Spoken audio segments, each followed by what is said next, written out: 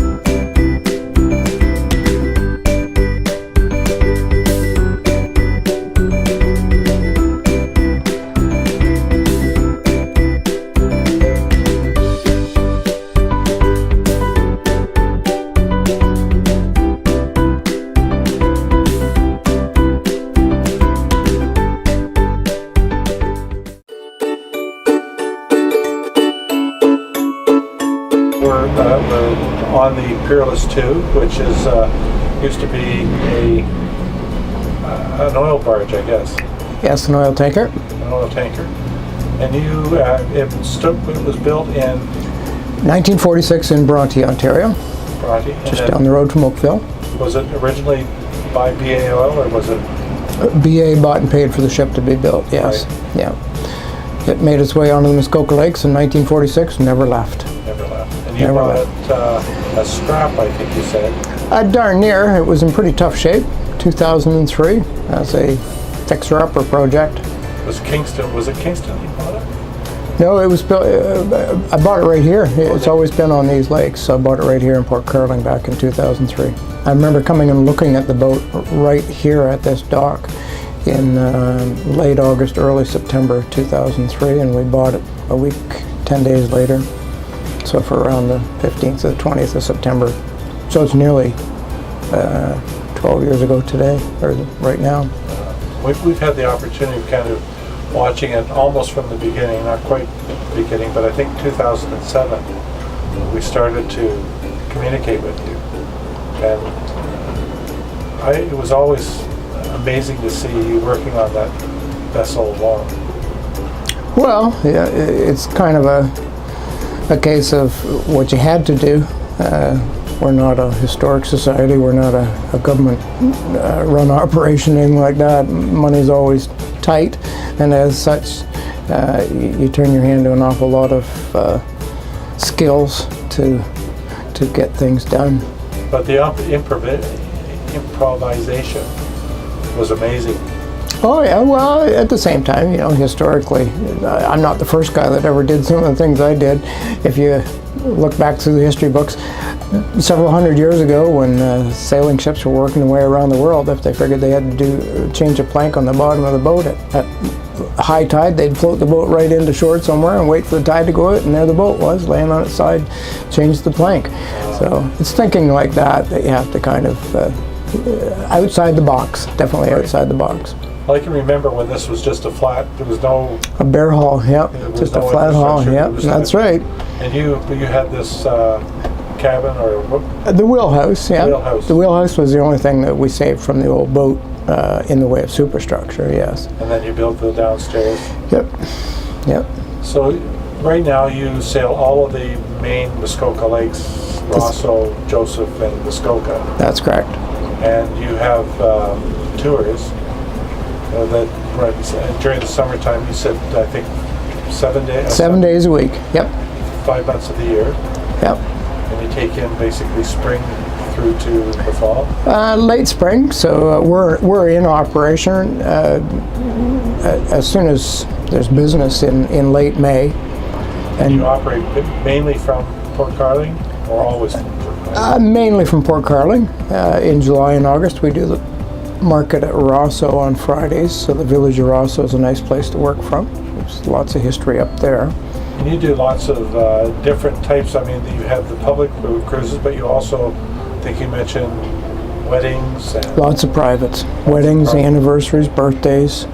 Corporation too? Yeah, lots of corporate stuff. You name it. We've probably had them on the boat for that reason.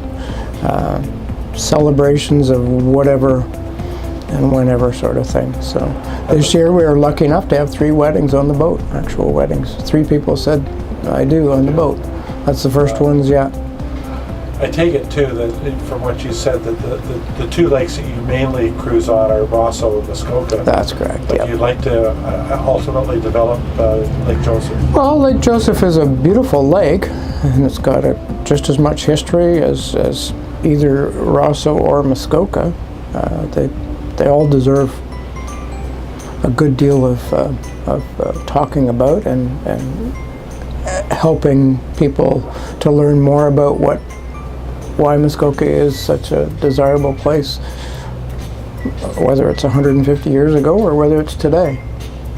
Well, I know on any of the cruises, and I think this was our 3rd that we've taken with you, I've always marveled at the depth of knowledge that you have, and like I said to you earlier, I love to hear some of the stories.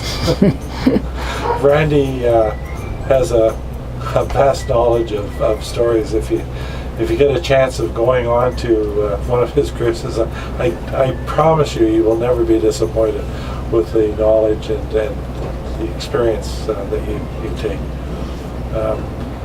You also have another boat that you built. Idlewood, yes. Idlewood, and yes. That took you, I think, 100 years, you said? Not quite 100, a little shorter than that. We managed to put the Idlewood together in about 12 years, I think, when I first started that one. 94 when I first started, and finished it ready for public cruising in 2006. So 11, 12 winters. Labor of love, as this one was, a labor of love. Recognized a niche in the market that needed to be addressed, and it's very popular. We use the Idlewood essentially for private cruises. The private cruises could be, most common likely is coming and going to the church for wedding recitals and that sort of thing.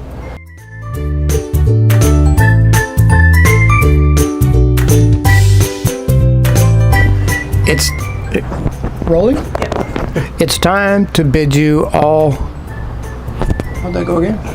Time to bid you all, one and all, so long. Farewell. Adieu. Goodbye. Auf Wiedersehen. So long. And that was one half of the comedy duo, Frank and Wayne and Schuster. And we'll never make it in Johnny Wayne, Frank Schuster. There you go.